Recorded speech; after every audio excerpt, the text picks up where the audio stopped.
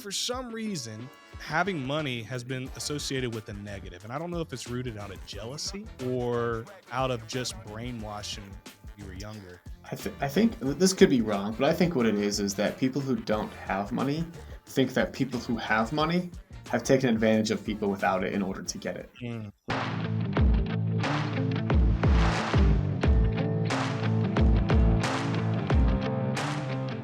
What's up, guys? Real quick, if you haven't joined my free Facebook group, Residential Real Estate with Jaron Sustar, yet, you need to scroll down to the show notes of this episode.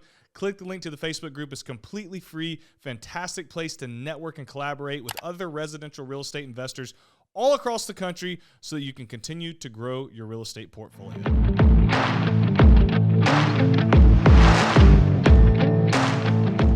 Craig, what's going on, man? Glad to have you on the show today.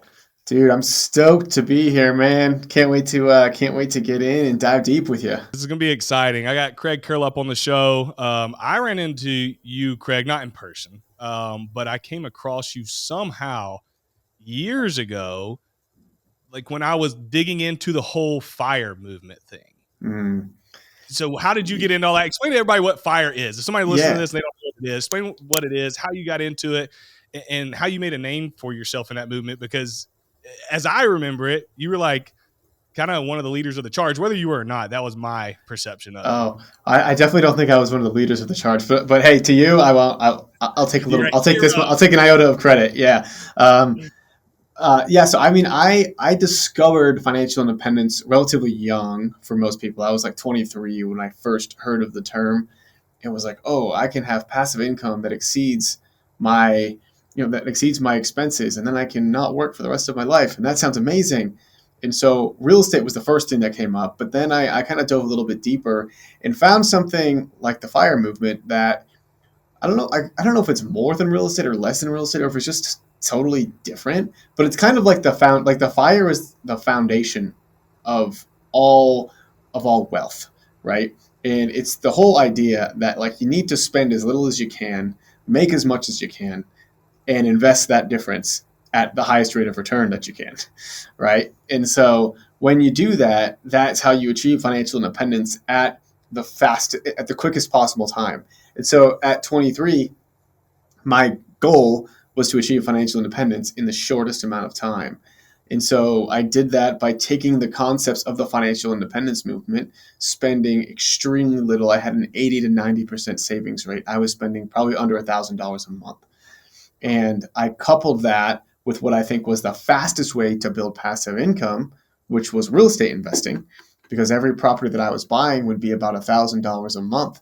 And so I was able to achieve financial independence in like 2.5 years because I had purchased 3 properties, each cash flowing $1,000 each, and I was spending under $3,000 a month. And so that's when I was like, whoa, I'm 26 and I'm financially free. And from there, I don't think anybody is excited to live off of $3,000 a month. I think if I was like, Jaron, you could quit your job and you can live off of $3,000 a month, you'd be like, nah, I'll probably just keep working, right? Yep. And so that's when I was kind of like, okay, like that's the first milestone. And once you hit that, I call it just kind of lean fi is what a lot of people call it, where you just barely have enough passive income to cover your expenses. That's when you're no longer playing not to lose, you're playing to win. Wow, that's powerful. And for those not that don't know what FIRE is financial independence, retire early. You think you might have said that. Yeah. Huge movement. And it's like you said, it's the methodology, I don't even know if that's the right word, but it's the ideology of, there's a lot of different ways to get there. People use all different avenues, but the whole premise is let's spend more or spend less than we make, invest the rest. And if we do that, we don't have to wait until we're 65, 70 years old to retire for a few years before we pass away. And it is a powerful movement. I don't talk about it enough, but it had a huge impact on me. And part of the reason is I can't remember all the details of the impact the FIRE movement had on me, but I just remember hearing it in podcasts, reading blogs on it, and hearing people like your story where, dude, 23 years old, 26 years old, you're just like, hey, I'm in a pretty darn good spot. Now, it was lean fi. For those who don't understand, lean fi is just like you mentioned, you have enough to live, but you want to expound upon that. Obviously, it sets you free, but now you're like, all right, baby, let's bulk this thing up. And so to hear your story, man, it's so inspiring. What is your backstory? Like, where do you come from? And I guess what ultimately led you to wanting to achieve financial independence at such a young age? Because you and I both know that's not the norm.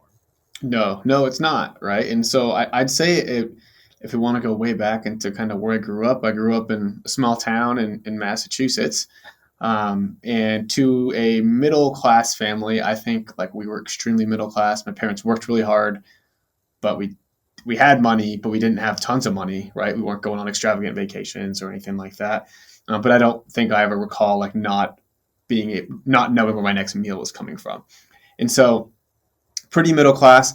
But we were in a lower middle class town. So I felt growing up, I felt like we were wealthy. But now going back, I'm like, well, we were not wealthy. And my parents to this day are still working. And one thing that my mom always used to say is, we can't afford this, we can't afford that. You know, that's for rich people. That's for this. We can't do that. And that mindset was just something that I was like, man, I hate those words. I can't afford it. Like, I just want to be able to afford what I want, when I want, whenever I want. And I'm not an extravagant person, but I still want to be able to afford those things. And so I kind of, for the first time in my life, I strayed away from looking at my parents as examples and started looking towards people that were where I wanted to be financially.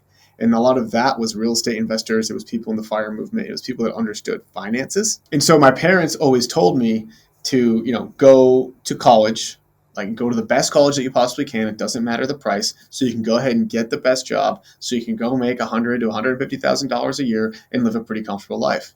That wasn't bad advice for people that didn't know. I'm not blaming my parents at all. And I did that. I started going down that track. I went to an expensive university. I graduated with $90,000 of student loan debt, started a job that I absolutely hated, but it kind of looked cool. It paid well. I was making over six figures, but I was just like, man, there's more to life than this. There's got to be more than life to this. And then that's when I found out about the financial independence movement, about real estate, and then I went down the rabbit hole from there. Wow, that's powerful. And that's so many people's story. And it's not our parents' fault. I don't blame my parents whatsoever, because it's what society teaches. Mm-hmm. I mean, for where a lot of our parents came from, that was the next step, is to see their kids go to college and get that great job with the company and feel like they're doing these amazing things. And you can live a good life. You can live a really good life doing that.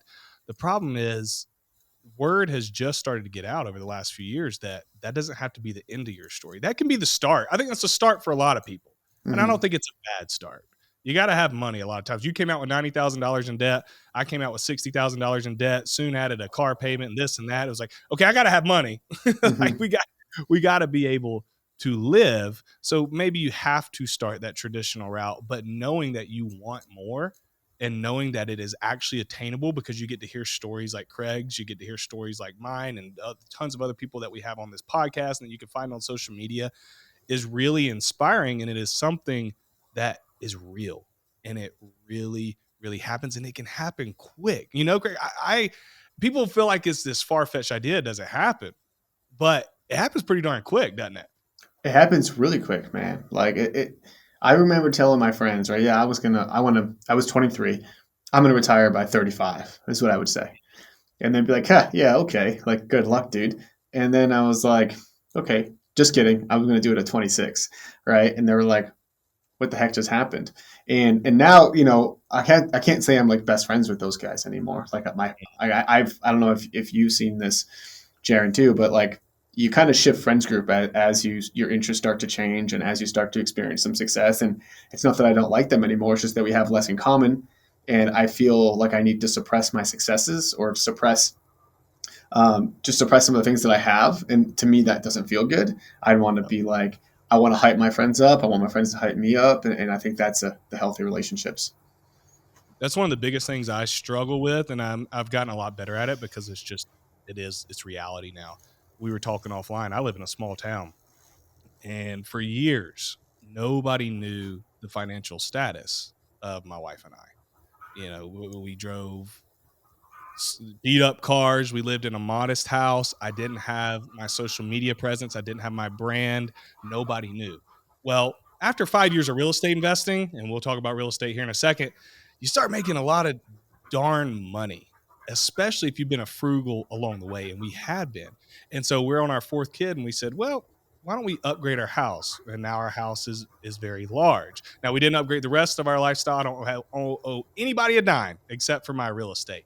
So we've done pretty good. But, we buy the bigger house and people start kind of chirping. Well, then you come out with the brand, and just what comes along with the brand. I hate it, but you have to tell your story, because I can give real estate advice, financial advice on my social media platform all day, and the responses are minimal. It does the algorithm doesn't want to push it out, but man, let me tell a story about how we became multimillionaires by 30, or flipped this house and made a $200,000 profit in a year, and it'll go viral. And unfortunately, if I want to have a business, then I have to be able to bring in people. So now everybody in our town knows. They had a hint, and now boom, everybody knows. And you kind of walk around and you walk in places and people recognize you, and you kind of get some weird looks. And because for some reason, having money has been associated with a negative. And I don't know if it's rooted out of jealousy or out of just brainwashing when we were younger. I think this could be wrong, but I think what it is that people who don't have money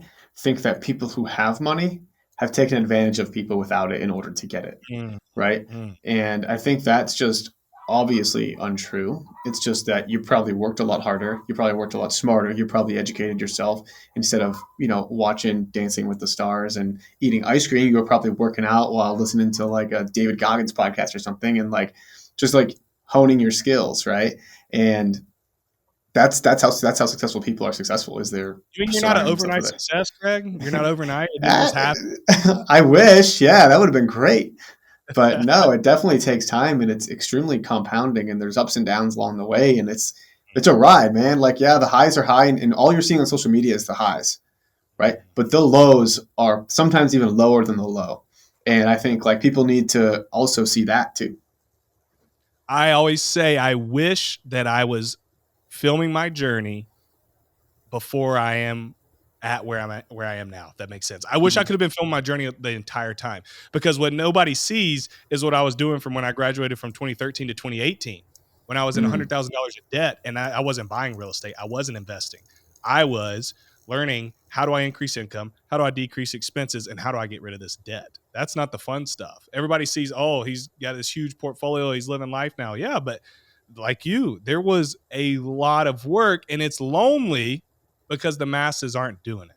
But Absolutely. If you can get with the tribe, if you can get with a different friend group, not that you have to neglect the people in the past, it kind of happens organically, to be honest. But if you can get around those people who have that same mindset as you, it 100% helps, no doubt. I got to ask, how did you get steered towards real estate? Because when I remember looking into the FIRE movement early on, a lot of people were talking about index funds and the stock. And tell me the number, but I'm pretty sure it's if you can live off of 2% of what 4%. You have, 4%. Yeah. So whatever you have invested, if you can live off 4% per year, then you can pretty much live for however many years. And so to me, I struggled correlating with that, because that was kind of the message. And I'm like, well, I'm not buying the stock market, sounds a little boring. I want real estate. So how'd you find your way to the greatest asset in the world? Yeah. So it's funny. So real estate kind of came first for me, and then the FIRE movement. And so my mind was on real estate first, and then I saw the FIRE movement, and I was like, oh, I feel like I can take the concepts from the FIRE movement, which is spend very little money, and then take the concepts from real estate, put them together, and get to financial independence very fast. And that was kind of what I did, because I was like, okay, I could probably save up $1 million in 10 years, live off of 4% or $40,000 a year, and live a okay life. But that's still 10 years. That's way too long for my time horizon, right? I was like, I could save, $20,000, buy a house hack. That makes me $1,000 a month.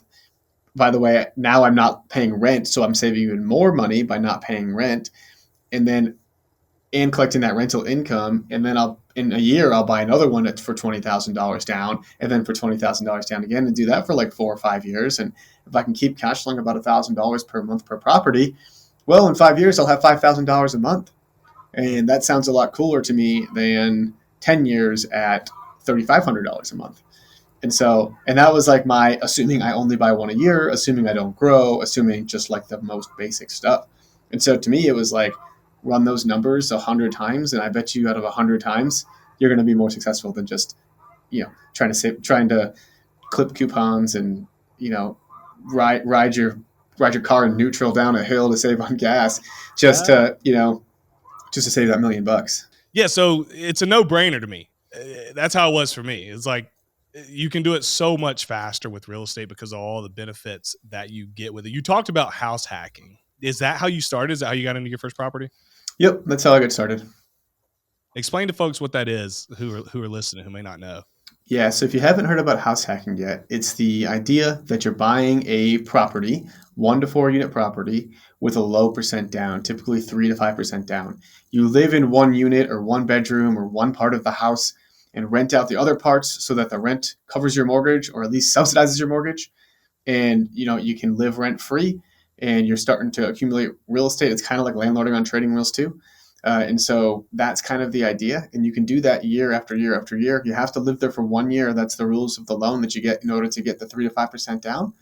But again, in 3 to 5 years, it's like you'll really start to see some material wealth being built because real estate is, again, like you said, the best asset class in the world. It's the only asset class that provides you significant dividends in the form of rent, appreciates appreciates like the stock market. It gives you dividends like bonds, and it gives you tax benefits like none other, right? Like real estate. And it's just like I don't see why not everybody invests in it, but I guess that's what makes us special. It makes to me, I can't comprehend not investing in it. Yeah. I don't understand it because you just mentioned it. I talk about those pillars all the time. I won't repeat it, but you get so many benefits and you cannot comprehend it until you experience it. Really, the power and the speed of compound in real estate. It happens so fast. Mm-hmm. So fast. You look and it's going up in value while somebody else is paying off the debt, and then you're getting money in your pocket every month and the tax benefits. Like it happens quick. And the fact that you can walk into a property, I'm literally closing on one Friday and we'll flip it. I normally keep rentals, but I can walk in, it's beat up, I can make it pretty, and now it's worth $70,000 more than when I bought it. You can't do that to a stock. You can't do that to an index fund. But Yeah. I can. I can go in, throw some paint on the walls, add new cabinets, put new vanities in, put some tile on the floor and in the shower, sand the floors, restain them, make them look pretty, throw some grass seed, put some mulch around the front with some flowers, and now it's worth $70,000 more. That's Oh, crazy. yeah.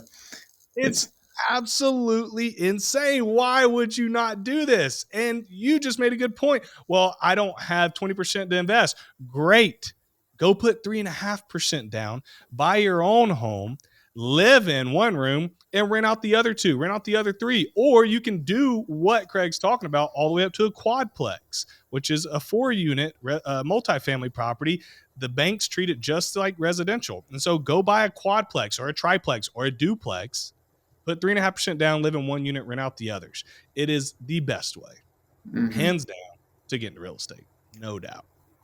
Yeah, I would say, out of all the people I know that invest in real estate, which is probably getting into the thousands, I gotta say 95% started with the house hack. Even if they started so long ago, they didn't even know what house hacking was, right? They still were like, oh, this makes sense. Buy a home and rent out a room, right? Super, super common, super easy to get into. Mm-hmm. Yep. And it's worth it. You may say, well, that doesn't sound appealing to me. Well, a lot of times, if you want to reach what you want to reach in life, if you want to get to the destination you want to go, you got to do a lot of things that aren't appealing to you. It's just part of the game. 100%. Play 100%. now, pay later, or you can pay now and you can play later. And you're looking at two guys who decided to pay a little bit early on than the average Joe, and the play is pretty fun at a pretty darn young age. So you started with a house hack. Where'd you go from there? You've done over 20 something deals. You're a great investor now. How did your journey sprout and grow after that first one? Yeah, so the first few, I just did a house hack a year, like kind of like I was planning for the first 3 years, and then that's when I hit my financial independence mark. Once I hit that, I got my real estate license actually too, kind of in that process of like there's kind of a lull in between periods. Like you buy the house, you get it settled, it's rented. Okay, now what? You have to wait 10 months. And so during that time, I got my real estate license, and I figured, hey, if I just do one deal per year, then it would be worth it, right? I would make $10,000 or so off of that commission. I pay about $1,000 a year to keep my license. That makes sense for me. And now my 5% down loans I was getting, getting a 3% commission back turns into a 2% down loan. So even better, right? And so that was kind of my main thought. But then one day, 2019, my buddy came up to me and was like, "Hey, like you've house hacked now 3 times. Like, would you mind just helping? I know you got your license. Would you mind just helping me find one? I'd just love to use you as an agent." And I was like, I was like really debating it. I was like, I don't know if I want to do that. I don't know if I want to be an agent. But I was like, you know what? He was a good friend. And I liked hanging out with him. So worst comes to worst, we're just going to see some houses, and that's fun. So we went ahead and did that. And at the end of that, we, went through the whole thing, closed, and after I got a $10,000 check, and I was like, that's that was a pretty fun $10,000 check. Like, what if I could do that again? And so then word started getting out there that I was actually helping people as a real estate agent. And then the $10,000 checks kind of just kept coming in and coming in and coming in. And before I knew it, I was getting like 2 to 3 $10,000 checks a month. I was like, man, I'm making $20,000 or $30,000 a month now, right? By the way, I'm making about $7,000 a month at my job. And I was like, wow, my side hustle is making almost triple or more than triple what I'm making at my job. I think it's time that I need to quit my job. And so a couple months of just being I guess a successful real estate agent, is like, hey guys, like I can't stay here anymore, right? And so I told them I graduated from my job because it was on good terms, and then went out and became a full time real estate agent. Wow! And now you have, tell me if I'm wrong, your own brokerage, Yeah. correct? The FI Uh, team. yep. It's a team. It's a team under Okay. EXP. So Got yeah. Yeah. Might as well. I'm under EXP with my license. Great organization to be under. Shout out to EXP. Um, and you guys talk about it a little bit. You help you're an investor friendly team in mainly the Colorado market looking to expand out. Yep, that's right. So yeah, we're a team of investor friendly real estate agents, right? And so kind of the genesis of the FI team was once I quit my job, right? I then kind of opened up the floodgates of like, hey, I'm trying to get clients. I'm trying to talk to as many people as I can. I was on Bigger Pockets. Anybody that mentioned the word Denver, I was talking to, right? I was setting up a meeting with. I was seeing if I could be their agent. I was getting referrals left and right. I was going on podcasts left and right. And so all of that, people were just kind of coming to me, right? And I ended up doing over 100 deals in the first 12 months of being a full-time real estate agent. And that is like, I want to say it's unheard of. Maybe it's happened before, but I haven't heard it, right? No, And so, that's ridiculous. yeah. And so I was like, okay, I got something here, but I am burnt out, right? Like, it was like all I was doing was working. And so Yeah. um, I was like, okay, I can either do this for one more year and totally suffer and quit and be fire, right? Kind of, maybe have $2 million of net worth, live off of $80,000 a year for the next 30 years. And then who knows what happens. It kind of depends on what the market does. Or I could create a team, make something more powerful, help more people, and just kind of like pull a lever by helping other people become investor friendly real estate agents. And so that's exactly what we did. What I did is now we've created the FI team, went from the FI guys to the FI team. And now now we've got like maybe 10 or 15 or so agents, all of whom are investors, investor friendly. And we're helping people achieve financial independence through real estate investing in Denver, in San Diego, and kind of all around the country. Wow. If you are in those markets, reach out to them ASAP. I can't stress enough, if you're going to be an investor, how important it is to work with agents who understand the game. If you try to get with an agent who doesn't understand the game, you're you're asking for a disaster. Mm-hmm. So holler at those guys. They'll make sure you do it right, and they'll guide you along the way. There's 3 pillars I like to ask every guest about, because when I look at buying real estate, and you and I both know that there's more that goes into this. But when I think of it, and you're welcome to add one if I left anything out, 3 main things you need to look for. You got to be able to find a property. You got to be able to analyze and make sure that property's a good deal. And then we got to fund that property. Now, after you fund it, we can talk about managing and scaling. But the 3 pieces to really, really securing and closing a deal are find, analyze, fund, in my opinion. So I'd like to talk about each of those with you and dig into starting with how do you find properties? And we can break it down more. I think a lot of people struggle with, where do I start by looking? I don't even know how to find a market. Mm-hmm. What have you done? What's worked for you? What's your target area to go and buy real estate? It's no secret that if you're going to be successful in real estate investing, you have to be able to fund your deals, whether you're doing the BRRRR method or whether you're fixing and flipping properties for a profit. You got to be able to get to the closing table with money, and you got to have money to rehab the property. And so I personally use backflip capital when I need money to get to the closing table and to rehab my properties. I'm in the middle of a flip right now, and I partner with Backflip. It has been the smoothest process of all time. I literally went on their app, applied for the loan. You get pre-approved in less than 48 hours. You can lock in funding in just a few seconds with the touch of a button. Funding takes less than 2 weeks. Hello, that gives you an advantage when you're making offers on properties. And I can't say enough about partnering with Backflip Capital. They're great folks with a fantastic product that everybody listening to this should check out for the next time you go to do a BRRRR deal or fix and flip property. So here's what I want you to do. Go down to the show notes of this show. I've put a link for Backflip Capital in those notes. All you have to do is click the link so that you can download their app and get your next deal funded with Backflip. If you've been struggling finding good real estate deals, I've got a solution for you. It's REI Call Center. REI Call Center has professionally trained and managed cold callers to help you scale your real estate business. I think they give you somewhere around like 1,500 cold calls per day. Their clients have closed around $10 million from the leads they brought in. They got close to 200 clients going right now, and they're really more than just cold callers. Yes, they have their team of professionals who are making their calls, but they have weekly trainings and Q&A calls for yourself. They have training videos. They've got Slack channels with dedicated people to make sure you're successful. They've got checklists, cheat sheets, you name it. They've got you covered to make sure you are successful in your real estate journey. Well, how does it all work? Well, step one, you're going to pull a targeted list working with them from PropStream so that you can target the certain locations that you want to start buying properties in.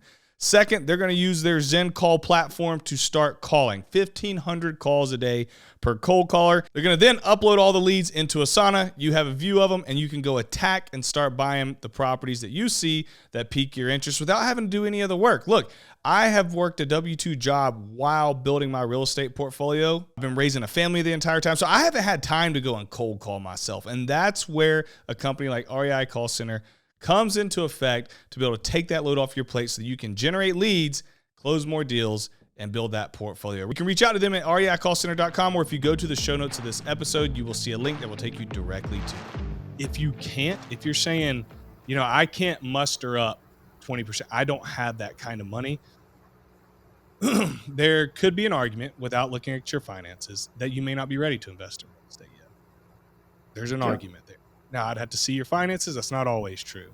But real estate, I always say, is not a broke man's game. When I talk, I feel like when I talk on social media about buying real estate without using my own money, sometimes I attract a crowd who's living paycheck to paycheck and drowning in debt, and they misunderstand what I'm saying. And so I feel like I have to clarify that. You're not allowed in the real estate game if you're broke, in the form of anything outside of a house hack. The house hack, you could definitely, great way to get in. But if you're going to go buy properties, because Craig will tell you, there's times where it can be a capital intensive asset that is part of the game. Mm-hmm. And so you do not want to put yourself in a position to where you're going to hurt yourself in the short term because you don't have the liquidity to cover any issues that would come up. Speak to that. Tell me if you think I'm way off, or what your thoughts are on that. No, you're right, man. I think people hear no money down and they think it's like buy one, get one free at the local Walmart or something, right? That's not the case, right? It's like I would say, like, buy your first 3 deals with your own money, right? Like, you need to show and prove to your investors that you've got a track record. And so, like, do that, suck it up, go make some money, go get a W-2 job, go scrap around for a bit, go ride your bike to the grocery store every day, like, do the things that, like, are fundamental to building wealth. Because if you ever need to retreat back there someday, God forbid, right, then you can. You know how to create wealth. You can always scale back. You always know how to do that. And then you can go ahead and start using other people's money. You're going to, as you start doing deals, you'll find partnerships. You'll find other people to want to support you. Yep. But yeah, no, I think that's exactly true. It's, you can do no money down. It's a way to scale, but it's not the first way you should invest. That's good stuff. That is really, it's a great strategy. I love both, so I'm not knocking it. I can't talk out of both sides of my mouth. I buy a lot without more money, but I'm also 20, 30 something deals in, and feel confident I can do it, and I still have money coming in. It's like, Greg, I have income coming in too.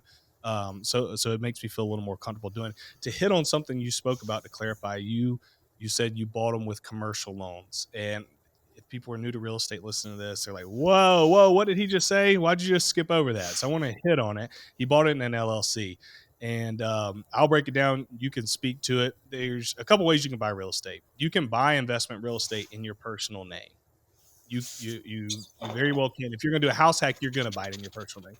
But when you start buying property just for investment, if you buy them in your personal name, that's cool. You're normally going to get better loan programs, right? You're going to be able to spread it out to a 30-year note. Whereas when you buy a property on a commercial note under an LLC, like Craig said, the loan product's not generally as good. It's going to be 20 to 25% down, usually on a 20-year mortgage or a 15-year mortgage. And there may be a balloon payment, a 3, 5, 10-year balloon built in there. You would say, well, why would anybody ever use that? Why not just do it under your personal name? Because of what's called debt to income ratio. Okay. When you get a loan under your personal name, a conventional loan, even if it's an investment property, it eats up your debt to income ratio. So it starts knocking down your personal loan power. Whereas when Craig went and bought properties under an LLC in a commercial loan, that doesn't go against Craig's personal debt to income ratio. So what does that allow Craig to do? Allows him to scale a portfolio and also keeps him loanable in his personal name should he need to use his personal credit for any loan. So I just wanted to clarify that for anybody listening. Craig, where are you headed now? So started with house hacking. You built a portfolio. You mentioned you've done some short-term rentals in Denver. What does your strategy look like moving forward here in 2023 at the time of this recording? Yeah, it's a great question, man. And so, right now I'm less focused on, I guess, buying and accumulating more. More focused right now on growing the team. And so, 2020 was a great year for me. Made the most money I've ever made, and each year since then, I've probably made about a third of that because I've been growing the team. I've been scaling it. I've been spending, right? Like the revenue, a top line has grown, but my expenses have gone higher because that's how you have to scale. And so, my main focus now is just helping the team, making sure that they're being great investor-friendly agents, that we're serving our clients. And we'll continue to pick up a property or two each year, like when they come and they make sense. But we're not like super eager. Like right at this current portfolio, if we didn't buy another property for the rest of our lives, and we just like paid them all off, we would be very happy. And so that's kind of it now. Is like I'm more in the like phasing into the enjoyment mode and spending more time with my wife and doing things that I like to do versus just kind of in the grind. Which is very hard for people to do because they don't really set goals. I think that comes because you're disciplined. You know what you want. You set a goal how to get there, and you know when to say enough is enough and when to put your focus elsewhere. And that says a lot to your maturity. And I think a lot of us, myself included, can learn from that. You don't always have to be adding more.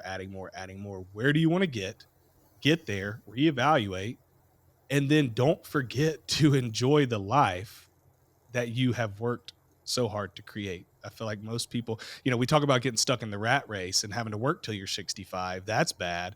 But what a lot of entrepreneurs do that nobody really talks about, they do the same thing to themselves. They reach where they originally set out to get, and they just can't stop.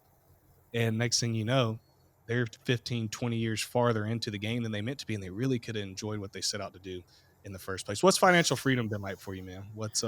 How's it feel? It feels really good, man. I will say, like, it's not like you hit financial freedom and there's like confetti that falls from the sky and that like you don't really know that you're there, honestly. Like, I mean, you do, but you're like, well, if this happens, then I'm not there anymore, or like, oh, it just takes this, right? And so you're kind of always reevaluating. And so, the last year, 2022, was kind of a year where we really like elevated our lifestyle, and so we kind of bought the dream home. moved to a place. We did a lot of travel and all that kind of stuff. And it was really like a year of like reaping the fruits of our labor. And it was really nice. It was a really good year for us. But now, we're like, are we financially independent? Yeah, we are, right? Like my income, my passive income is probably about 1.25, 1.5 times our monthly expenses. But I really want to get to like double. That's like a happy place for me, is like I want double my expenses in passive income. So that way I can not work, have everything covered, and still have 50% to, in the event of emergency, also to keep investing. Like investing is fun, but like on my own terms, right? Yep. I don't want to have to be grinding. And so now I'm in a phase where I'm trying to grind less. It's like the transition, right? It's not like you work super hard and sprint and then you hit this wall of financial independence and you're like, I can't work anymore, right? There's no like retirement police coming around and yelling at you for working when you tell people that you're financially independent and retired. And so you're just doing what really is filling you. Yeah. And that's it. That's really good. That's the beauty of it. I always say it's not about the money for me. It's not about what I'm trying to do by being retired. It's about being able to wake up every day and do what I want to do what's Mm-hmm. fulfilling to me. The fact that you're getting to do that is amazing. What is one piece of advice you would give to people who are sitting on the fence about investing in real estate? Don't overcomplicate it and just get started. Like you, if you're listening to this podcast, you are not the, if you listen through this whole podcast, you are officially not the dumbest person to buy a house. And so just go ahead, buy the house, and just figure out how to rent it out, man. There's so much community around this now. Like when we started, there really wasn't. Like there was, but it was much harder to find. People weren't as encouraging. And now there's just so many case studies of people doing it successfully again and again and again. There really should be no fear going into this. Yep. You don't have to hit that grand slam the first time or the second time or the third time or the fourth time. Just hit singles. Go get a Mm-hmm. property and learn. Then go get another one and learn. Maybe it makes you $100 a month in cash flow, $50, 150. Who cares? Keep doing it. That's going to compound and you'll eventually hit that grand slam. Guys, you can find Craig on Instagram. The FI guy is his handle on Instagram. He also has an awesome podcast, Investify Podcast. Definitely go check that out. And if you're listening to this, whether you're listening on podcast website or you're watching on YouTube, take a screenshot and post it to your story on Instagram. Tag me at Finance Cowboy, tag Craig at the Fi Guy. We would both love to personally thank you for taking time out of your day to listen to this. And Craig, man, this was fantastic. Thank you so much for being on and for sharing your story. Yeah, thanks so much for having me on, man. It's been super fun and love chatting with you. Sir, we'll talk soon. All right, man.